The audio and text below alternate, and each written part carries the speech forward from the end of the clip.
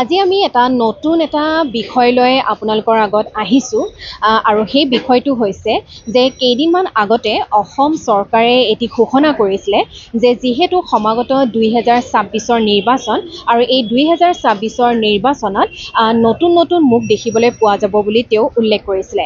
গতিকে আজি আমি সাধাৰণ জনতাৰ কাষত উপস্থিত হ'ম আৰু উপস্থিত হৈ তেওঁলোকৰ পৰা এই সন্দৰ্ভত তেওঁলোকৰ পৰা মন্তব্য জানিবলৈ চেষ্টা কৰিম। বিজেপিয়ে জিকিব। এতিয়া ভাল কাম কৰি আছে চিফ মিনিষ্টাৰে, বহুত ভাল কাম কৰি আছে, গতিকে বিজেপিয়ে জিকিব।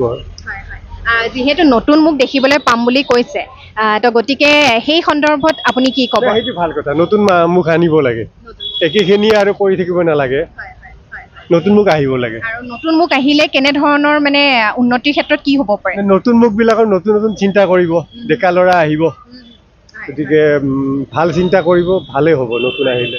এই 2026ৰ নিৰ্বাচন যিহেতু সমাগত, আমাৰ মাননীয় মুখ্যমন্ত্ৰী ডাঙৰীয়াই ঘোষণা কৰিছে যে এইবাৰ আমি নতুন মুখ দেখিবলৈ পাম।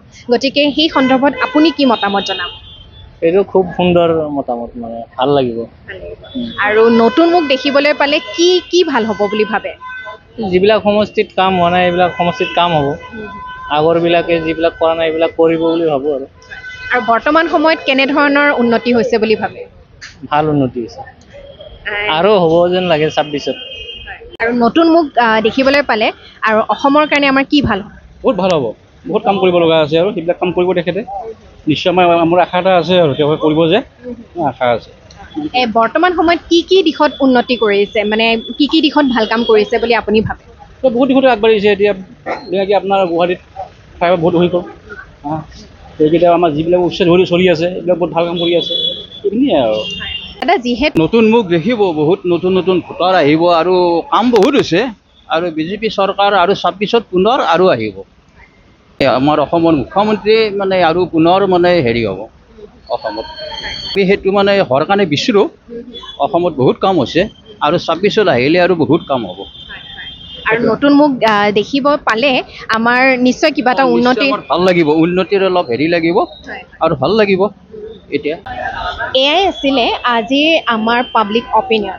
আজিৰ বিষয়টো আছিলে যে যিহেতু সমাগত 2026 নিৰ্বাচন, গতিকে আমাৰ মাননীয় মুখ্যমন্ত্ৰী ডাঙৰীয়াই এটা ঘোষণা কৰিছিলে যে এবাৰ 2026ত আমি নতুন মুখ দেখিবলৈ পাম।